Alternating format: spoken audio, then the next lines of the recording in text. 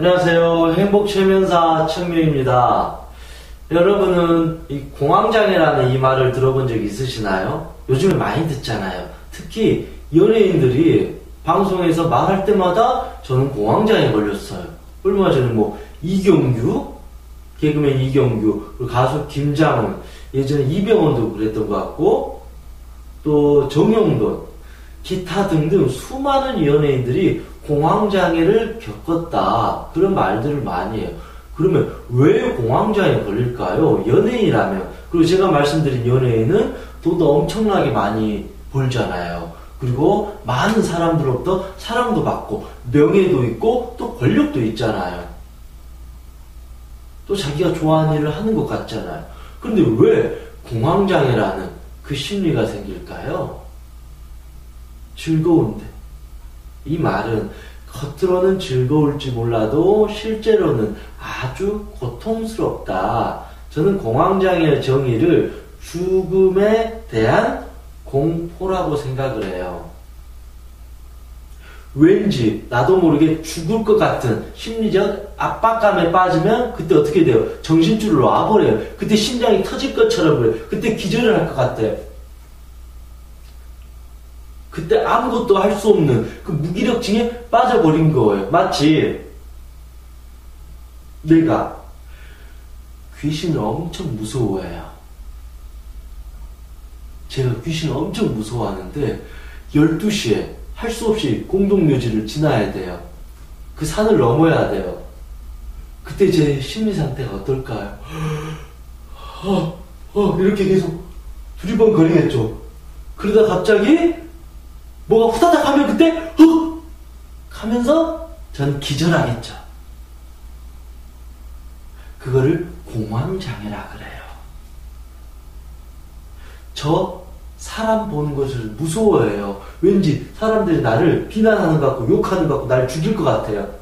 이게 길거리에 지하철만 타도 무서워요. 왠지 지하철에 사람들이 나를 노려보고 있는 것 같고 나를 무시하고 있는 것 같고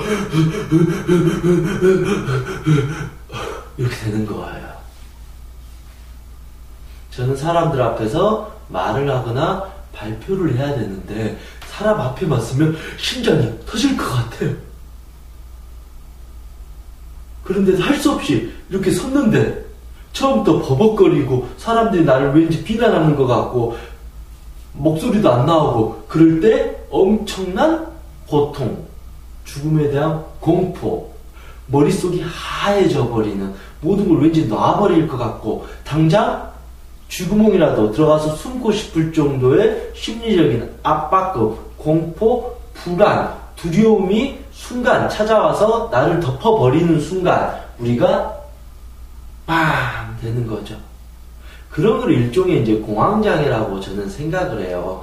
요즘에 그 수험생들이 공황장애가 진짜 많아요. 그 친구들 갑자기 뭐가 마음이나 몸이 심각해서 병원을 가면 의사분들이 공황장애입니다라고 해버리거든요.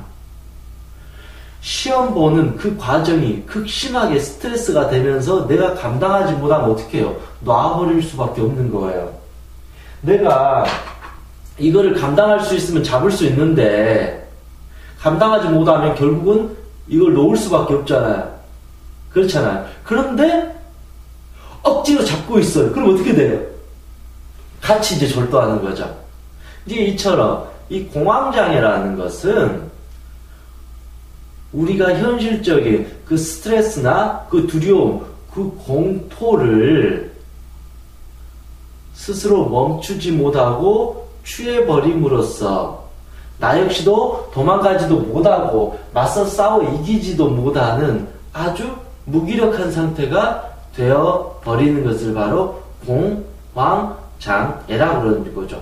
그래서 공황상태라 그러잖아요. 아무것도 할 수 없는 공황상태, 멍해져 버려. 왠지 정신줄을 놓을 것 같고 왠지 죽을 것 같은 무기력한 내가 되어버린다라는 거죠. 무기력, 기력이 없다, 기력이 딸린다라는 것은 과거에서부터 에너지 충전을 하면서 즐겁게 웃으면서 이렇게 살아왔으면 기력이 있는데 그게 아니었던 거예요.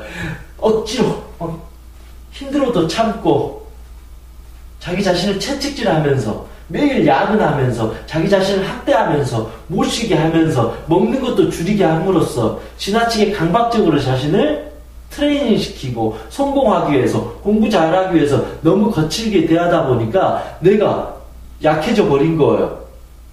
남의 눈치만 보고 내 인생을 즐겁게 살지 못하는 거죠. 그래서 연예인들은 자기의 인생보다 어찌 보면 그러잖아. 연예인이라는 것은 나의 인생보다 대중의 시선이 더 중요하잖아요. 그들에게서부터 평가를 받는 거니까. 나보다 다른 사람이 보는 게 더 중요해요. 그래서 자꾸 대중들만 봐요. 자기 자신을 안 보고 자신의 에너지는 딸리고 남에 의해서 대중에 의해서 내가 평가되니까 자신이 약해져요. 눈치를 보게 되는 거예요.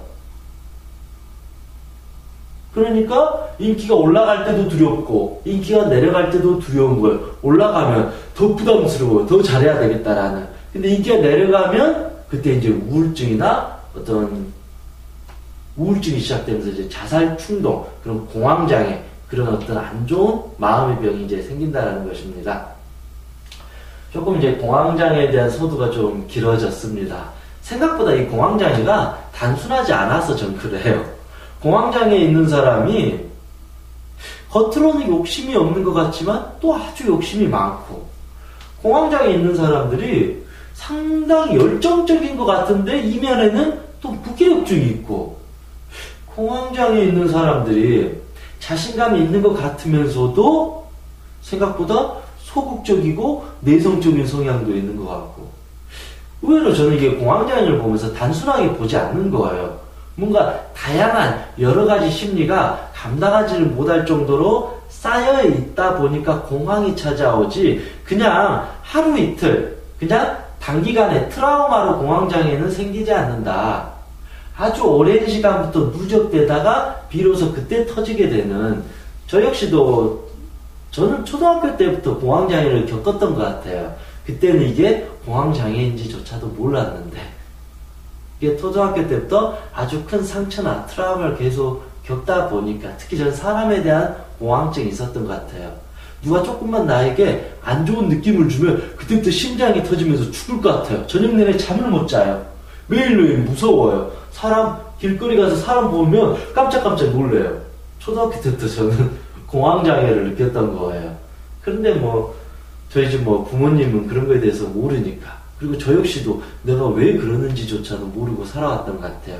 지금 돌이켜보면 심각한 공황장애였구나. 조금만 누군가가 미리서 좀 그걸 이해해주고 치유해줬으면 참 좋았을 텐데, 그런 생각이 듭니다. 우리는 이게 어떤 자기의 심리 문제가 무엇인지도 모르고 넘어가는 경우가 많아요. 그러니까 점점 반복돼요. 우울증이 10년, 20년, 죽을 때까지 가기도 하고, 불면증, 매일 약만 먹어요. 30년, 40년 불면증으로 살아가요. 도대체 왜 그럴까요? 스스로 할 수 있는 방법을 찾지 못하고 자꾸 안 되는 방향으로 가고 있다라는 거죠. 그거는 냉정하게 말하면 자기 삶에 대한 무책임이 많다. 제가 왜 이 말을 하냐면, 공황장애도 전 결국 무책임으로부터 시작된다. 좀 기분 나쁠 수도 있겠지만 자기 자신에 대한 온전한 책임을 지지 않음으로써 이런 병을 얻게 되었다. 자, 그러면 공황장애에 대한 5가지를 한번 알아보겠습니다. 좀 전에 간략하게 제가 설명을 드린 것 같습니다. 첫 번째, 죽음에 대한 공포.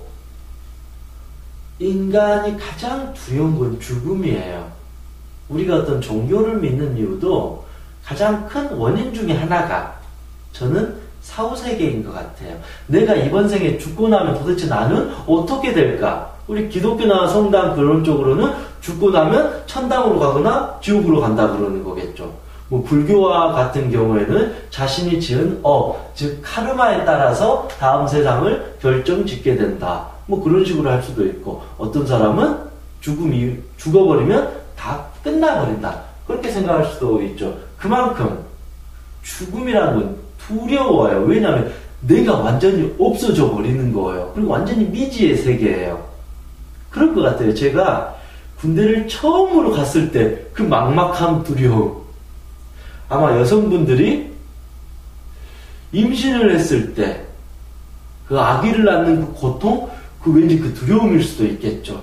그런데 죽음은 그거에 비하면 한 100배, 1000배, 10,000배, 100,000배, 100,000배 그 정도 클 수 있죠. 왜냐하면 어느 누구도 우리에게 알려주지 않았으니까.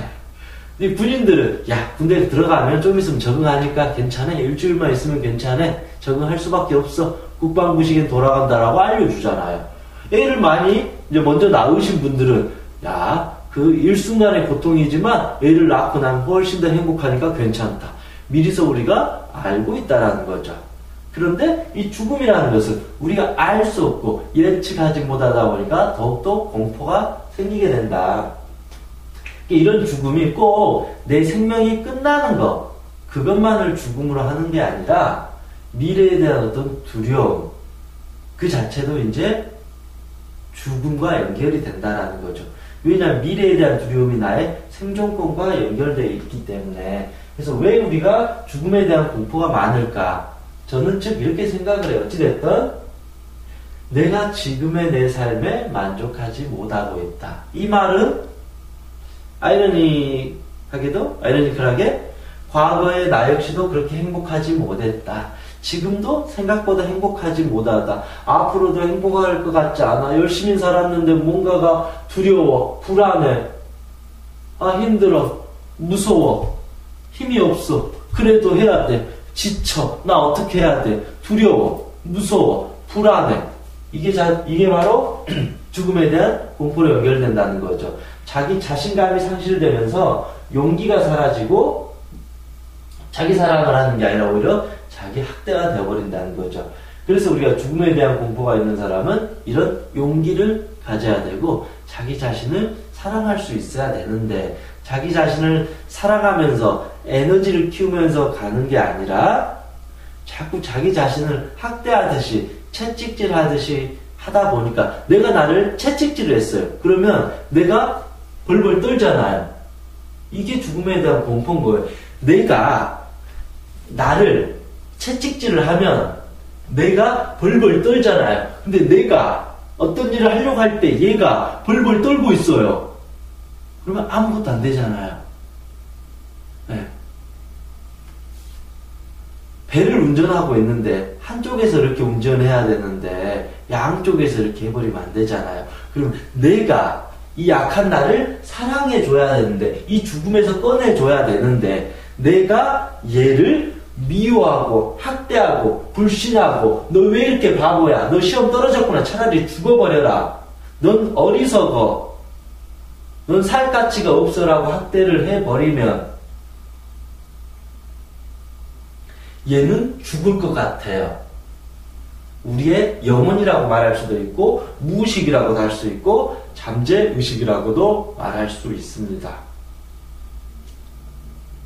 어찌 보면 이 세상이 나를 죽음의 공포로 몰고 온 게 아니라 내 스스로가 나를 그렇게 길들여왔고 컨트롤을 해버렸다라는 거죠. 나를 그렇게 부정적으로 학대하듯이 괴롭히고 비난하고 만드니까 내가 벌벌 떠는 어린 존재가 돼버린 거예요.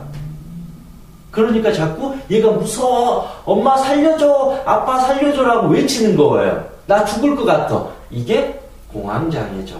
평상시에 나는 이렇게 잘 하는 것 같지만 어느 순간이 되면 이 불안했던 아기가 확 올라와요. 그러면 나도 같이 죽음에 대한 공포를 느끼게 되는.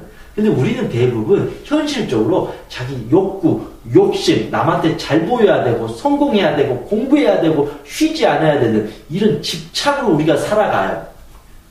강력하게. 그런데 이걸로 살아갈 수가 없어요. 이거는 결국은 무너지게 돼요. 그 무너지는 순간 이 병들었던 이 두려움에 휩싸인 이 친구가 이렇게 확 올라와요. 그 증상을 일종의 불안장애라고도 하고 이게 좀 더 심할 경우에 죽음에 대한 공포라고도 말할 수 있습니다.